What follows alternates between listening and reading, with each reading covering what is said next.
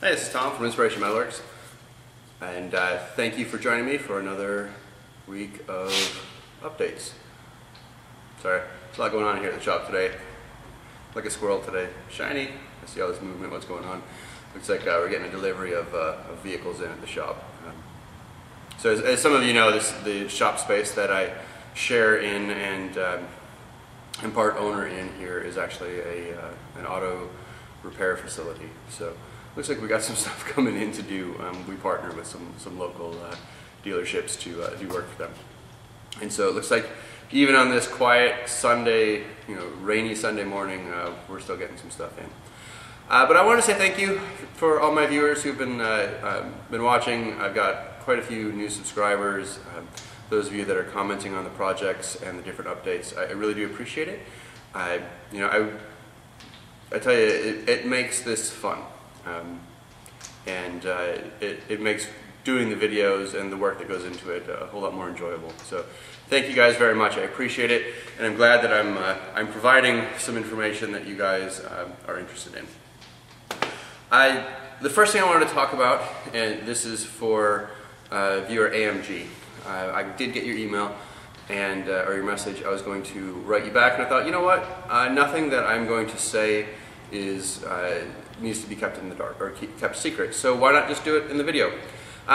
He was asking about my plasma cam system. There are some people either love it or hate it, the plasma cam systems.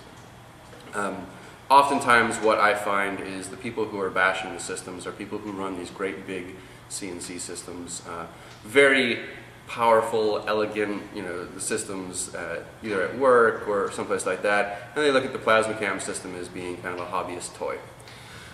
And in some ways it is, right? It doesn't have some of the features that a great big system would have. That being said, there are some real benefits to it. I did run into a couple problems with it in the 2.5 years that I've had mine. Yes, it's been 2.5 years. I've had to replace a wiring harness and replace some of the follower bearings. That being said, the wiring harness was, it may have even been my own fault. I might have crimped something when I was moving stuff around. And what's nice about it is the plasma cam support team, they worked with me on it. I shot some video, I showed them what it was doing. They sent me a replacement for free. Right? I mean, they didn't charge me anything for it. Anytime I've ever needed anything, the support team has been great. The simplicity of the system is really good too, right? You don't have to be super well versed in CAD in order to run it. It helps if you have some sort of background in it, but you don't have to. It's really a simple system to run, and I'm going to continue my plasma cam tutorials over the course of the year so people can see just how easy it is. Lastly is the cost. When you compare it to some of the other systems out there, what you get for the money it's pretty good. It's not the cheapest one out there, but it's nowhere near the most expensive either. Areas in which I think it could improve, and some of this may be just the way that I have things set up here. If I'm doing detailed cuts and I need nice clean cuts, I really can't go above about 90 inches a minute. And for some of the thin metal that I cut, that's going to give me cuts that aren't dross free. Right? Even at, if I back down to 30 amps on the cutter, it's not going to give me stuff that's dross free. So it's good, and I really like it, but there are systems out there that handle that much better. Now keep in mind too, I've moved my system around several times. I've never bolted it down like they tell you should do. I've never actually fixed the system. So it could be that some of the vibration that I'm getting is happening due to my own negligence, right? It's not necessarily the system itself. And one thing to note with any system that's out there, make sure you have good grounds for it. It is a little noisy. It's sensitive to electrical noise and RF noise as well. So make sure you have a good ground. You do stuff like that. Mine's been, like I said, 2.5 years, and I love it. I'd buy another one. I know you were questioning the cost on it, and I'd do it again, without a doubt. It has been, it's been a real game changer for me. So, with that, I hope that answers your question. If you do have any other questions, you want to talk about it, I'll send you another note, I'll send you my phone number. You know, let's talk about it. I'd be glad to help out. And no, I am not paid by PlasmaCam. I do not have any, I don't have any sponsorships at all. Although guys, if you're watching, it's always open. I'd love a sponsorship, but no, I don't have any sponsorships or anything like that. For today's video though, let's jump back and talk a little bit about what we're gonna have overall. And I'm sorry for those of you who weren't interested in the PlasmaCam discussion, I hope you fast forwarded through there. But today's video, this update, I don't know that we're going to have any machining in this update. We might, it depends. I'm trying to keep the RX-7 project in its own separate thread, so I'll probably post a different thread that has more machining in it. But we'll talk a little bit about what's happening with that project. I got lots of mail this week. One from another YouTuber, and then some other acquisitions that I got to either support the IT7 project or to support I had to do a bunch of work on my lathe recently, so I've got some replacement parts for that I'll show you guys. And then the last update is my fun one. I'll get to that at the end, but I've kind of kept it to myself a little bit. I did post on Facebook that I'm making some upgrades here in the shop, but I haven't discussed it with anyone yet. So let me change the camera angle. We'll zoom in. We'll take a look at the things we got. Let's start with the viewer mail, and we'll go from there. Okay, so let's take a look. Let's start out again. All right, so a couple of things came in the mail today, or this week, and the first one is actually from a local viewer and very dear friend of mine, Eddie Rich. And Eddie knows I do quite a bit of motorcycle stuff. We ride together all the time. We both actually have Kawasaki Vulcans, some old ones. He's got an old Nomad. I've got a classic that I've turned into a bagger. But when he did some recent work on his, he had the leftover air cleaner cover, and he has made this beautiful clock for the shop. You know, one of these that you know, it will definitely dress things up around here. So I just wanted to say thank you, brother Eddie. I really do appreciate it, and if you're watching, yeah, thank you again. It'll be hung with pride here. The next one, this box here. Let me change this. I don't want addresses getting flung around everywhere. I don't care about my address showing up, but the one that came in, I wanna do that. So let me get this opened up, and then I'll bring it right back. I just noticed that when I was getting ready to do it, that the address was right there on the screen. So let me change that around. I'll be right back. All right. So I got that set up. Let's take a look. So I have not even opened this yet, although I tell you, I've been excited about it. I've known it's been sitting here all week. And this is from Mr. James Green. We did a little deal. I saw his video a couple videos back on some micrometers he had that he was looking to get to a new home, and I was a little short on micrometers here. I've got a 0 to 1, 1 to 2, 2 to 3. But that was it. That's all I had. And even those aren't the greatest. And so I hit him up for some of these micrometers that he had at his shop. And so they are coming to a new home. And I'm excited about this. I tell you what, I wanted to open it up on camera. This is the first chance I had to actually open it up. And here we are. So let's take a look. We've got, is this on camera? Yep, you can see it, okay, good. All right, what is this one? Is it on the box at all? No. Well, let's take a look at what we have here. So this is, do you have a name anywhere? I don't see it. Is this that brownish sharp? George Share Company, New York. All right, excellent. This is a very nice looking micrometer here. I'm pretty excited about getting some new tools in here. We've got our Lufkin Is this a 4 to 5 inch? So I had a 0 to 1, 1 to 2, 2 to 3. I'm missing a 3 to, no, that's a 3 to 4 there. And I've got a 4 to 5. Got a 5 to 6 now. And this is that brown and sharp that he had shown in his video.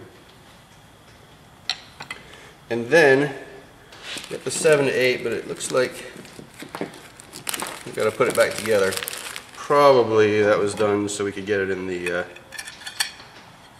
box. But it assembles fairly simply. So I'll have to look at that and figure out how this goes back together. I don't want to jam things together. But so we got our 7 to 8 too. This is a Lufkin as well. So James, thank you very much. I really appreciate that. These will go to good use. So before I do anything wrong here, I'll make sure that I put this together right and that I get it dialed in right. Sticking with the new tool acquisition, let's go with something that I actually just went and purchased today, and I want to talk a little bit about big box stores, because typically I'm not a fan of big box stores, but in this case I'm pretty happy about it, because effectively I knew I needed a new cordless drill, and I was looking for an impact driver as well. And so you know, with moving my shop away from the house, my home shop, into a dedicated space, what I've done is effectively moved my entire tool collection from my home to the shop. And so I'm slowly building back up a little bit and making sure that I've got the right things at the house as well. Well, what's nice about this, and if you weren't aware of this, Home Depot and Lowe's both do this. If you're a veteran and you can show some sort of ID that shows it, like for me, I show my VA disability card, you get 10% off. And so simply by showing that, I got 10% off, and effectively what that meant was, when I bought this, I got a free screwdriver set, is what it boiled down to. So I needed some new screwdrivers. I don't really care about brand name. You know, I don't have to have one or the other. As you can see, I mean, I got Milwaukee here, I got DeWalt there. I want quality, but I'm not married to any particular, gotta have, you know, this or that. Yeah, so it is a nice thing. They may not always have, and I live in a very small town, so you know, sometimes even my big box store doesn't have the kind of things that I was looking for. But I did pick this up, which means that my old cordless drill can go back to the house. So I'll have the cordless drill and a set of drills there at the house, and now I've got something here to have at the shop as well. Okay, so next on the list is some parts and some tips for those of you with the older South Bend lathes. When I first got my South Bend, mine is a 9x40 benchtop model, it's, you know, Model C. The first thing I did is I was, you know, since mine was in pieces, I knew I was going to have to fix it up. And you know what, let me zoom out a little bit. Let's see if we can, well, it's out as far as it goes. We'll be alright. You guys don't really need to see my smiling face. But one of the first things that I did is I got a rebuild kit for it. And this came to mind because I've seen, we've got some guys in. Chuck, I know you just got your South Bend, Chuck Veneta, so I wanted to point this out. There is an eBay seller out there by the name, his eBay name is Steve WB, S-T-E-V-E-W-B. His name is Stephen Brooks. But Steve happens to actually be local to me, or fairly local, even though I've never met him. I always just order his stuff and it gets to me, you know, within a day or so, which is nice. But what I did, I'll show, the first thing that I did is I went ahead, and he's got a rebuild kit for lots of different machines, but he's got quite a bit for South Bend. And so you can get the kit. It has the whole manual for everything that you need to do, right? When you're rebuilding it, it shows you how to go through and do it, where to grease things, where, you know, what everything is. So Chuck, this may be very helpful for you to get something like this. I don't know if he's got your exact model, but it might be worth looking into. But the other thing that he does with all of this is you get the felt. Right? So you trim it yourself, but you get the different size felts that you use for the lubrication points. In this case, this one was for the C model, a little bit later version than what I have. And so it came with a couple of extra parts that I don't need. These, I don't know if you can see them or not through the camera lens, but these are actually felt with springs. So for the headstocks, mine has the old style oilers, and this is for the new style pressure oilers in here. There's some extra felt for the wipers, right? So lots of things in here. This was not terribly expensive. He does a great job. I guess Ilian Industrial Services LLC is the name of his business, if you wanted to look that up. But you know, he's a great guy. He really knows his stuff, and it was very helpful.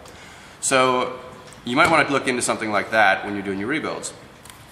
The reason why this jogged my memory wasn't just that people, you know, I saw some people picking up some older South Bends and are going to be doing some rebuilds, but also when I was fixing mine the other day, I realized I didn't have the right kind of lubricant for the back gears and for the freewheeling spindle portion of it.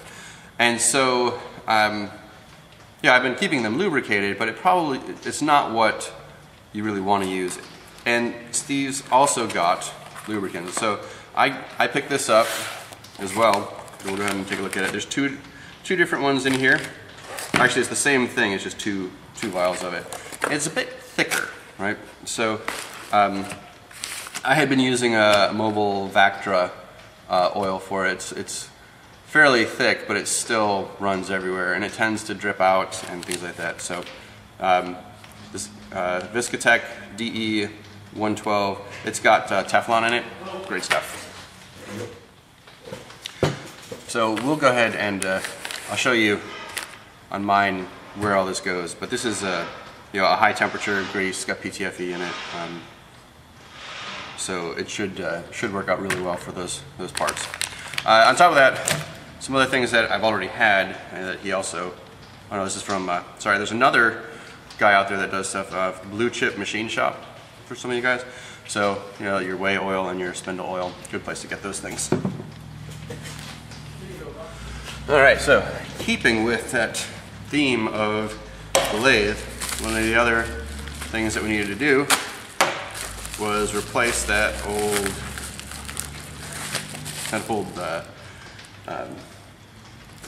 belt on it. And I had intended to do that when I first got the lathe and rebuilt it, and I was so excited to have it and be working with it that I just never got around to doing it. But what I did was I went ahead and I got a new belt for it. These are cut to order, right? Cut to fit. You basically tell them what size you need. On that one, it's a 1-inch wide belt. And so here it is. And there's a card in here. Looks like it's squirreldaddy.com. I don't know if you guys can see that or not, but I just ordered it through eBay. Again, it's all custom made.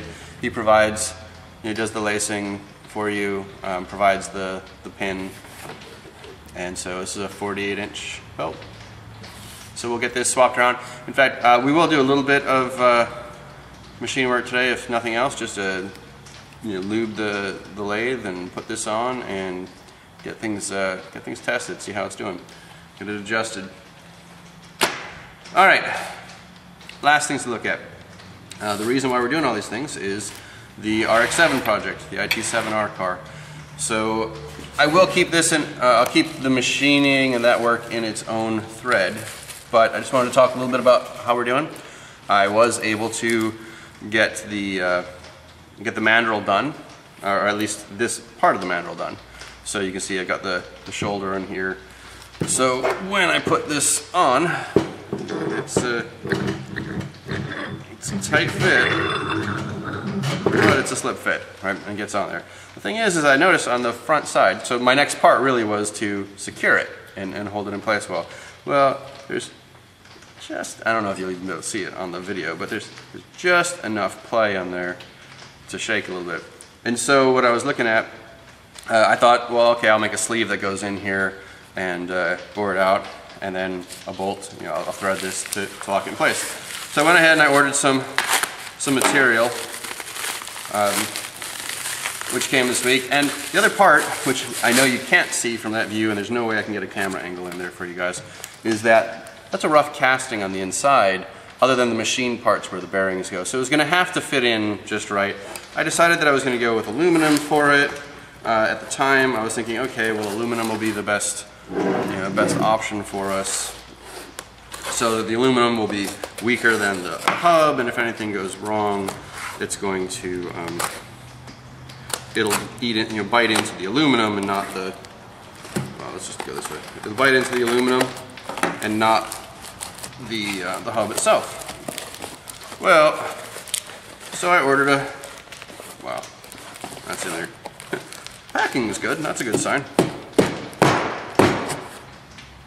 Come on. You know what? I was trying to be nice with it, but forget it. So, big old hunk of 6061 to make that part from.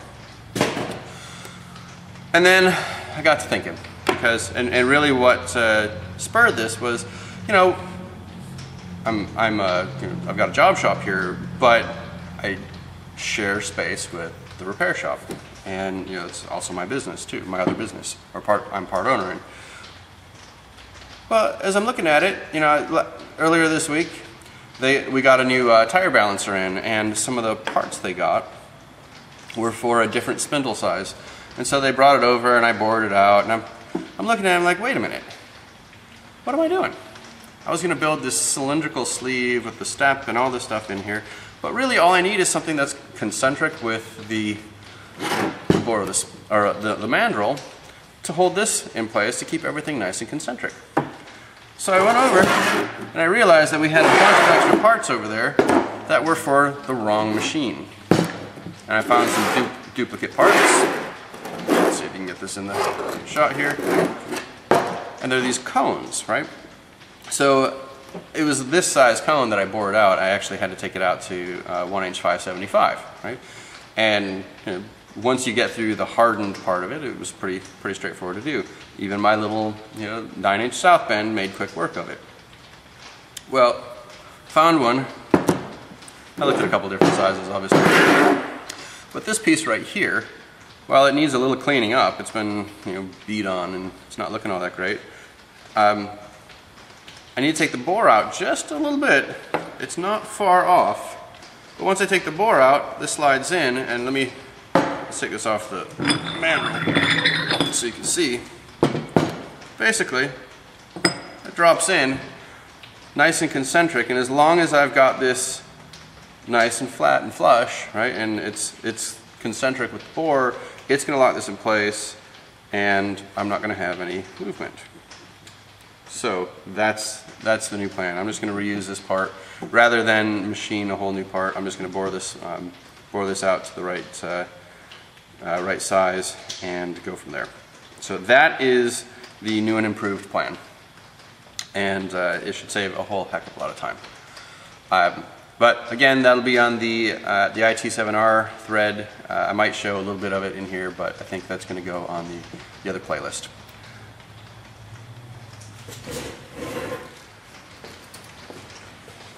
All right, so we're over at the South Bend lathe. Let's get this old belt off. And let's do our lubrication stuff first. So, get our flathead screwdriver, and let's get a towel here so I can wipe anything up. The first thing to note, there's two places that we're going to do this for the back gears. I just want to clean up some of the mess before. On the spindle itself, there is access for an oiler. You can I don't know how well you can see that here. There's an oil access. And then on the back here, there's an access. When I had this apart, on the inside of this pulley, it's not just a straight cut. It actually has channels that go around for the grease to go through.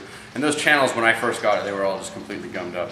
I knew it was supposed to have a fairly heavy grease in there, but I didn't have the right kind of grease, and so what I was actually going with was a heavy whey oil in there. Lots of discussion on what the right kind of oil is and lubrication on it. People having success in one or the other or both. I went with what I had at the time. I don't do a whole heck of a lot in back gears, but you know, I thought about it. It's like, hey, let's do this the right way.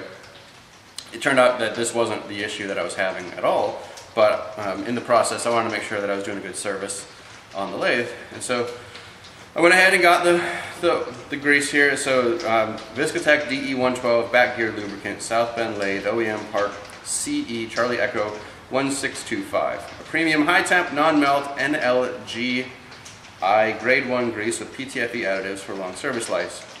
It says it has a penetration range of 300 to 330. Base oil viscosity at 33 Celsius is 66 to 72. Temperature range negative 35 to 230 degrees Celsius. 4 ounces. Made in the USA. Right. So conveniently comes with a dispenser tip. So get that on there. And this is, you know, it's pretty thick. All right. So let's pop that cap off. Now this is it's just like a set screw, right? Just a cover screw here.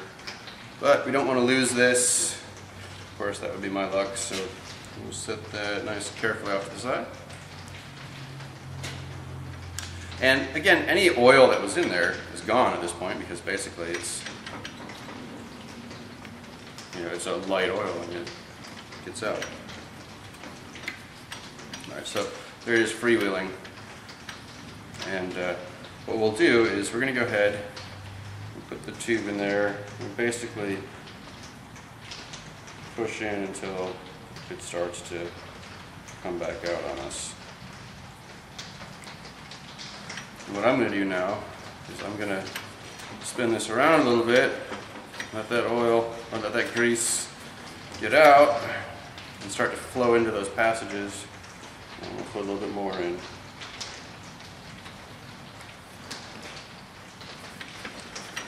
And repeat this process until it flows. Now everything is cold right now, so what I'll probably do is put it in gear and let it run for a while. Let it really get in there. Alright, there's that. We'll put the cap back in, hopefully without losing it.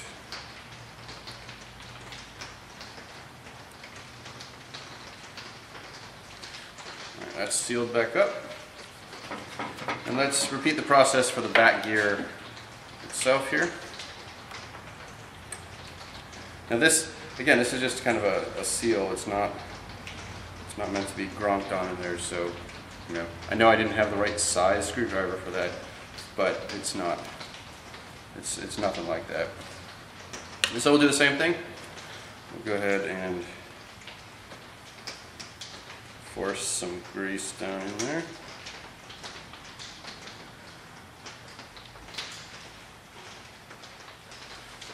Well,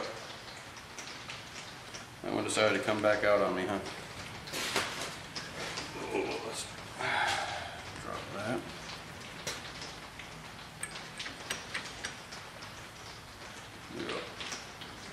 Yeah, a little bit. Let's spin that around and we'll wipe any excess that we have here.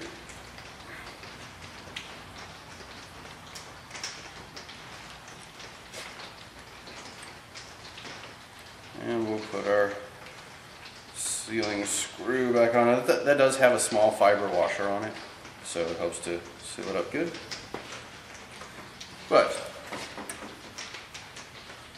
that should help quite a bit on lubricating that gear there. All right. Last step, last part for us to do on our service is the new belt.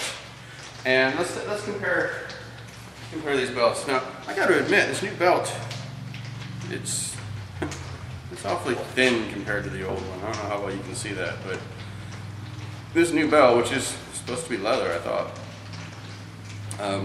it is, well, let's take a look here.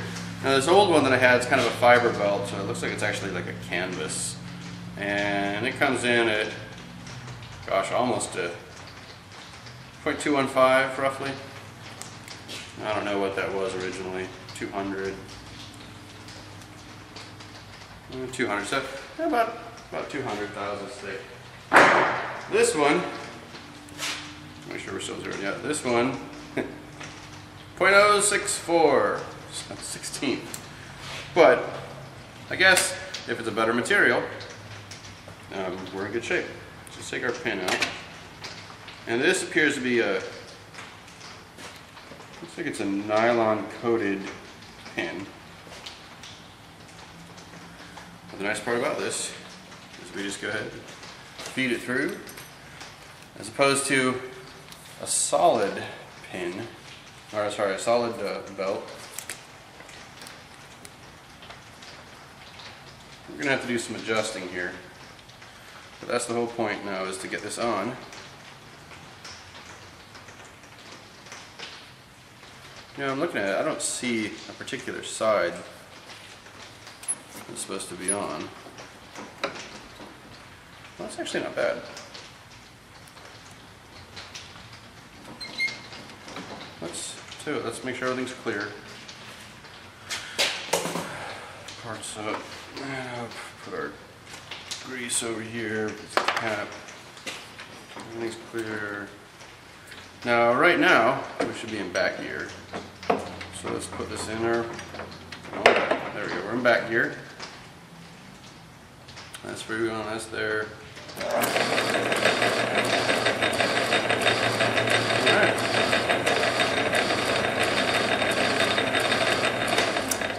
Interesting. This one tends to run a whole lot truer on that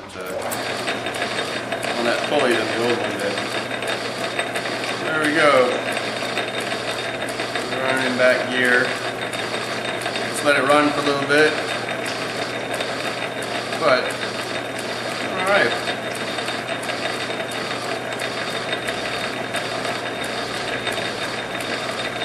I'll let this warm up a little bit. Right now, it's cold. You know, we're still hovering right around freezing temperature here where I live in the Carolinas, but the shop's about 50 degrees right now. Everything is cold, so we'll just let this run for a little bit. Let it warm up, let some of that grease start to distribute and do its thing, and I'll bring you back a little bit later. Thanks again for watching our video today. And thanks again to James Green for micrometers. It's a pleasure doing business with you, sir. I do appreciate it, and I'll put these to good use. We got the, again, the lathe is up and running. That's going. The last thing, this is my teaser for next week's video. On Facebook, I posted that sometimes waiting is the hardest part. Well, what are we waiting for? I actually have a new lathe coming. Well, new to me. It's actually an old Clausen Colchester 13-inch swing lathe, and it's got some really cool features to it. It's on its way here. It was supposed to be here tomorrow. Looks like it'll be Tuesday before it arrives. But I will shoot video of the arrival, unloading, getting things ready to go. In the meantime, I hope you had I hope you enjoyed this video, and I hope to see you next week. Thank you.